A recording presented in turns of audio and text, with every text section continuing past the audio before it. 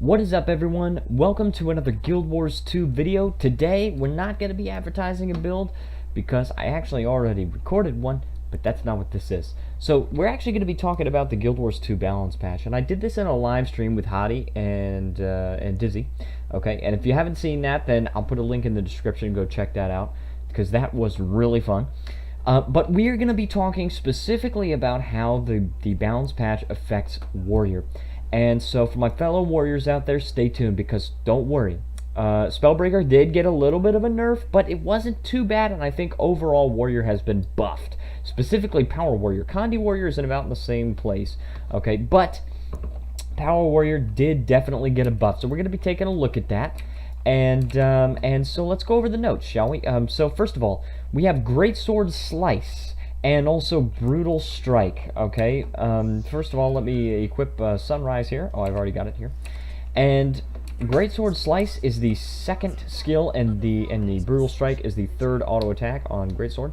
And each of them have been buffed by over 30%. Greatsword Slice by 35%, and Whirling Axe. Brutal Strike by 38%. Okay, so it's been buffed. Honestly, great buff. I'm really happy about having an auto attack damage buff for Greatsword, definitely. But overall, I'm not sure if it would really be like a ton. We'll have to see how that plays out. I actually do have a build that I constructed. I updated my dual axis build to work with Greatsword, so hopefully that will actually make a difference. And we will try, but it's definitely not like something that necessarily means too much. Like I said, we'll just have to give it a try and see how it works out. Next, we have 100 Blades, okay? And it really surprised me because I thought that they were going to hopefully unroot 100 Blades. It's been a while, okay? It's been a long time since the game came out, and I really think that they can unroot 100 Blades, but they did not.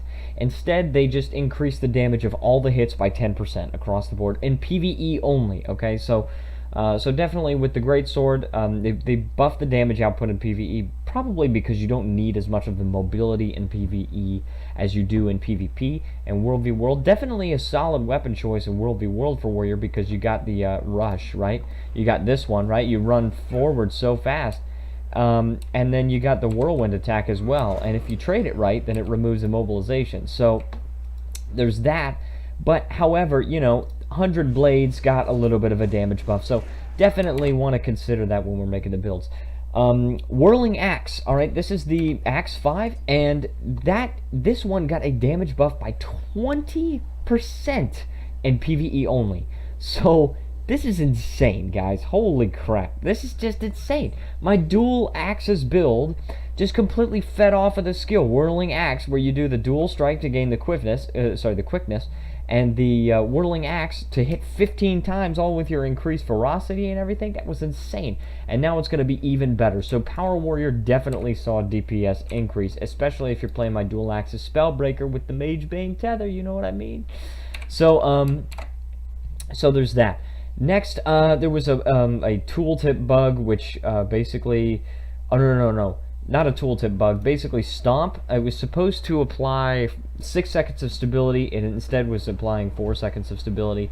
So, you know, they fixed that. It's an extra 2 seconds of stability. It's not a huge difference. Banner of Tactics. Okay, so let's take a look at this Banner of Tactics. It used to apply 170 healing power and 10% boon duration. However, now it applies 170 concentration. And I did the math on this, and it turns out that it actually increases boon duration by 11%, okay, tiny buff, with the concentration.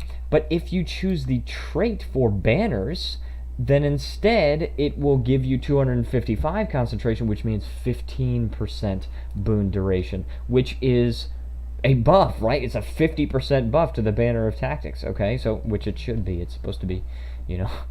It's supposed to be the banner effect improvement is 50%. So yeah, it is a 50% buff, which is so great.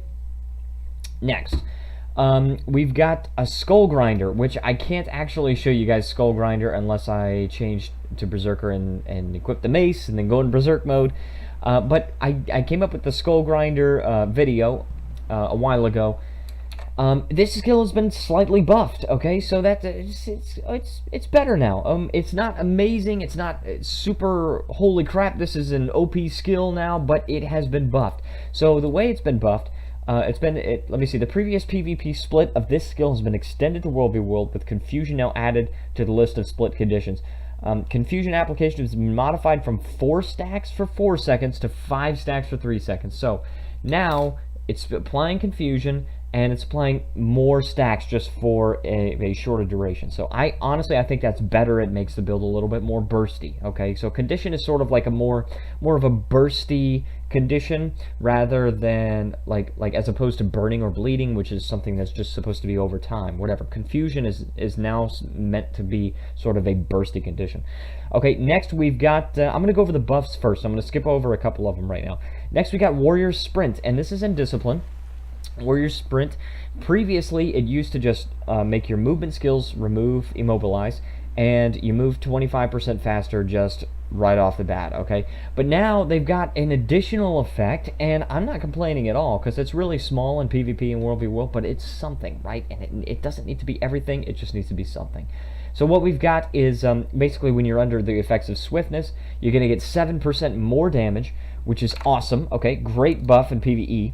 And then in PvP and World v World, we've got a buff where it only increases it by 3%, but that's fine, honestly. That's not that big of a deal. It's nothing to complain about, honestly.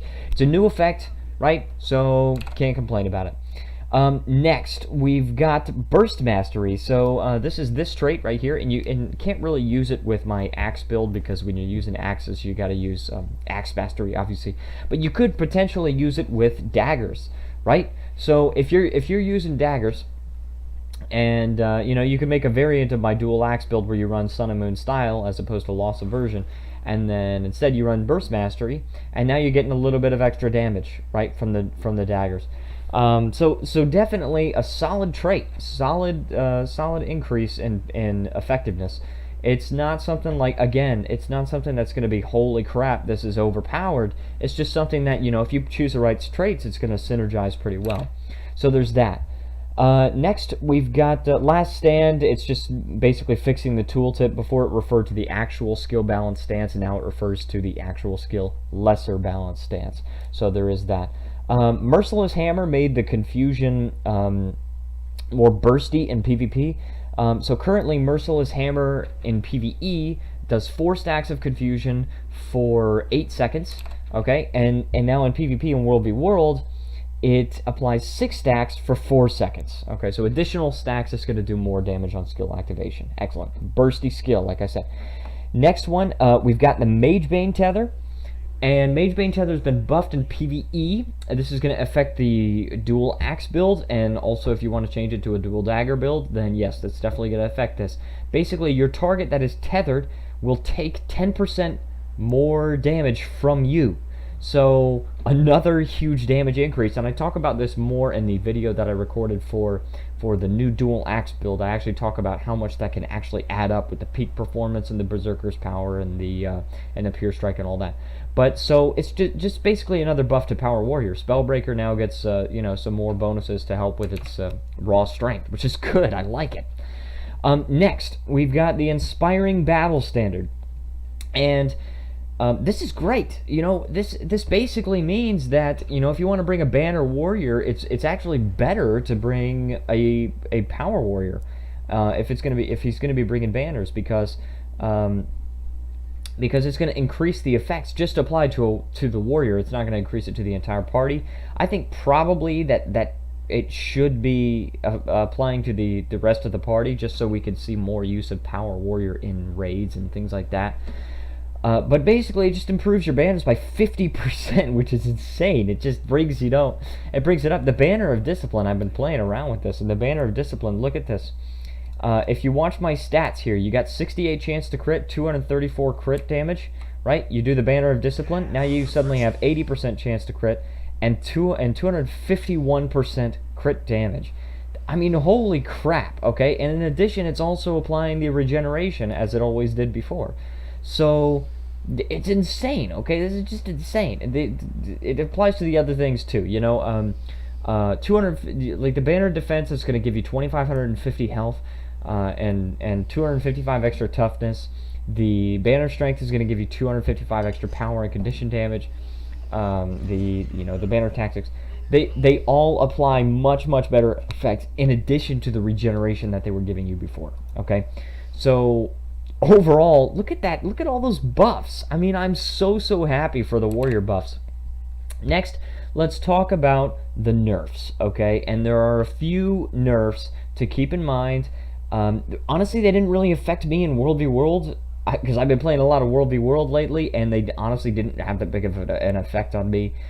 Barely affected my build at all, but still something to consider, something for some spellbreakers out there that are trying to cheese their way through. Winds of Disenchantment.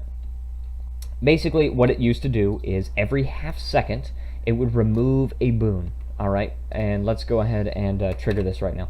Every half second, it would remove a boon from whoever is inside the circle. Okay, and that was pretty cool, honestly. I don't really think it needed that kind of nerf in PvE, because already it wasn't that great in PvE, but they nerfed it all across the board, and I'll get into it in a second. Every half second, it removed a boon. Now they changed it to where it's every second. Okay, so it removes a maximum of 10 boons from a single target, whereas it used to remove a maximum of 20 boons. And I really don't think it needed that, honestly. I can get it. I can understand if they nerf it just in World v World, right? Because there's huge Zergs, right? A couple of breakers go in, they pop the balanced stance, and then so they can't be interrupted, and then they go Winds of Disenchantment, and they just remove boons from everybody. You know, a ton of spellbreakers go into a Zerg, and they just remove everybody's boons. Now that's not going to be so possible anymore, but you know, I think it doesn't affect me, because even though I was playing World v World, I use Rampage. Okay, so it's just not going to affect me. Next, we've got what else has been nerfed? Loss Aversion. Okay, Loss Aversion, and this is insane. Okay, this is dumb. I think Loss Aversion has been nerfed by 33% of what it was in PvP and World v World. Now in PvE, you're seeing the damage is 547. It now does like 128 damage on boon removal. It's pretty useless. I mean, I think it was pretty useless beforehand. It's only like 180 damage or something like that, and it wasn't that great. Like, how often are you removing boons? Every now and then it's going to do an extra like 300 damage or whatever, because you're removing like 2 or 3 boons. But it's not that great. It's not a ton, right? The main purpose of that is just that it's just a little tiny bit of an extra effect on them, unblockable damage, and it gives you adrenaline. Okay, it's nothing huge, right? I think it's mainly meant for Winds of Disenchantment to make it that much more potent. But now, if it's doing in PvP and World v World, if it's just doing 128 damage every second, that's barely anything. Okay, it's just not even that much.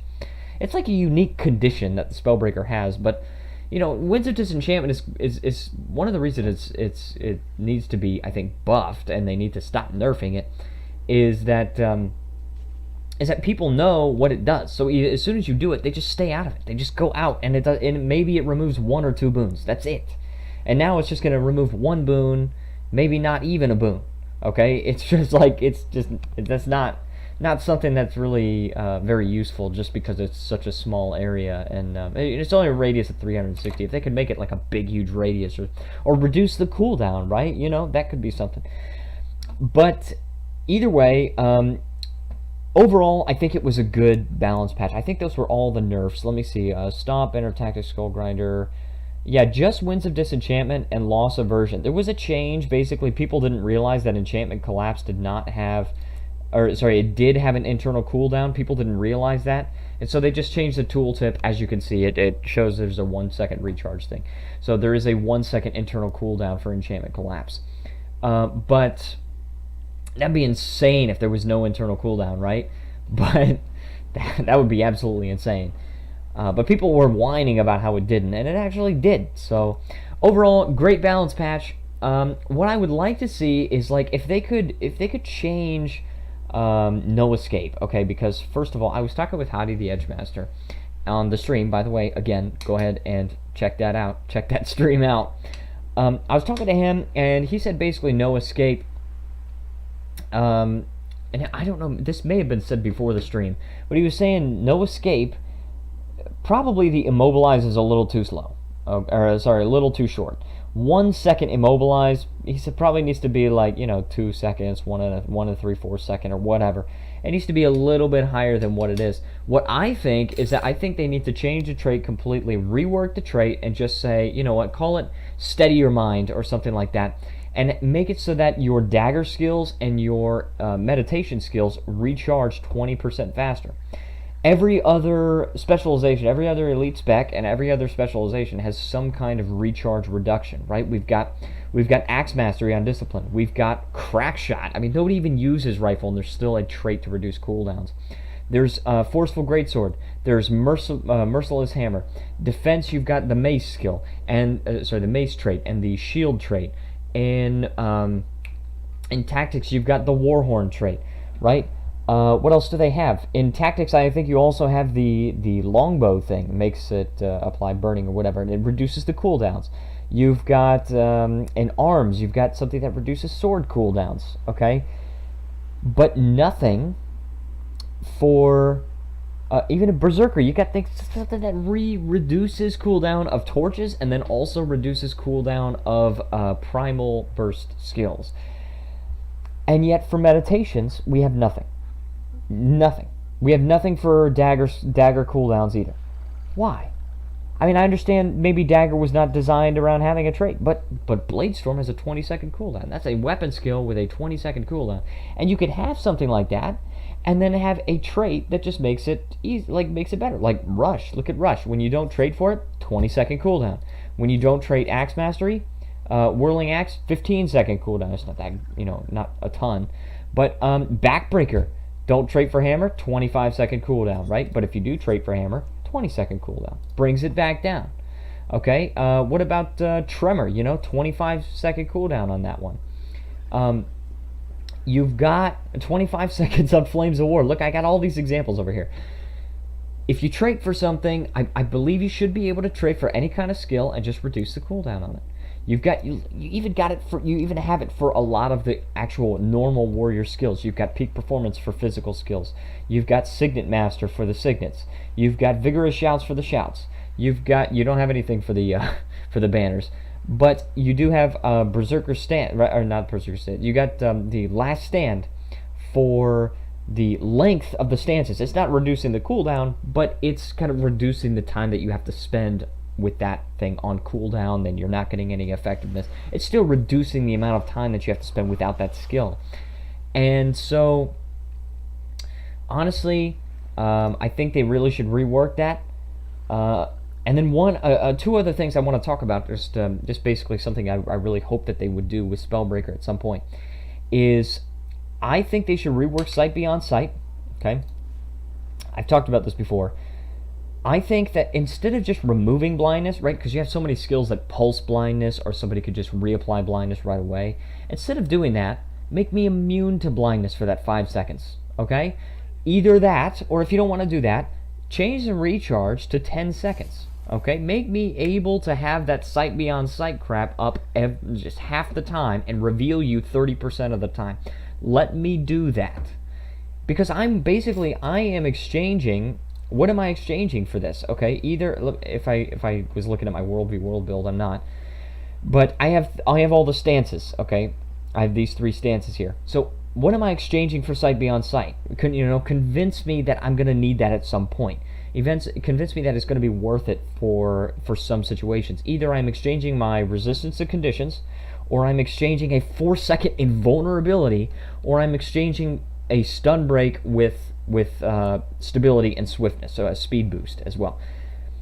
Convince me that it is somehow worth it, right? If you say, okay, take Shake It Off, I can see where I would exchange the resistance for Shake It Off. I'm no longer gaining the resistance, but I'm just removing conditions, okay? And then I'm not getting the adrenaline or whatever, but it's a stun break, something like that, okay? There are so many reasons, like the skill Fear Me is freaking useless. Maximum 3 seconds of fear. It's just on a 60-second cooldown. That's so bad. But anyway, that's beside the point. Okay, that's I think what they should do with sight beyond sight. Either make me immune to blindness, or reduce the recharge to like 10 seconds or something like that. Just make it more powerful. And the next one is imminent threat, okay? And I was talking to Hadi about this as well, and he was saying, that it does have its uses, but it's so useless right now. And that, you could use it when you could see a big tell of something where somebody is about to activate a super damaging skill, and you want to instead use imminent threat, and it makes them just do an auto attack and sort of interrupts it, right? And then also it's the retaliation or whatever. But on a 35-second cooldown, I don't think so. Okay, here's my proposal. Either make it a stun break in addition to what it does now, or reduce the recharge to like 25 seconds, okay? Or make it give you more adrenaline, or increase the duration of the taunt, or one of those things. You don't really need to increase the retaliation. That's a pretty good amount of retaliation. One of those things, but as it stands, imminent threat is the most useless spellbreaker skill. And I can never take it sight beyond sight either. I've tried it before in World v World, and it's just nothing. Another thing you could do to make it more effective is increase the radius. Okay, if you increase the radius, then yes, it's going to be more effective. Make it a 900 radius or something like that, right? The same radius as throw axe. Just reveal everybody in that general area, and then you can keep everything else with it the same. Then, honestly, if you do that, reveal everybody for 3 seconds, and then, that would be totally cool. But as it stands right now, those two skills are quite useless. Break enchantments I think is fine. I think it's totally fine. And Featherfoot Grace is another one that's just fine. Don't really need any changes. Pretty balanced, I think. The Featherfoot Grace, it's only 5 seconds, right? But it's super speed, right? And it's resistance and it's a stun break. It's everything that you would need from a get out of dodge skill. Aside from stability, which basically makes it so, do you want to get less speed and no resistance in exchange for stability, or do you want to give up the stability and you get resistance and more speed so you can run away? So that's basically what I've got to say on the February 6th balance patch. Overall, I'm very happy with the balance patch. I'm gonna actually start running this build in fractals. I've got to talk about it first on a video. Quick update on my channel. If you want to see more warrior builds and all that, I do lots of Guild Wars 2 related videos, mainly World v World and chill. Feel free to leave a like and subscribe. I also recently got my first piece of legendary armor. I am so happy about this. Never have to make a breastplate ever again in my life. So I got that, and we're gonna keep these skins for all of time, except for the Dragon Mask. We might eventually put that out for the Mistgrim.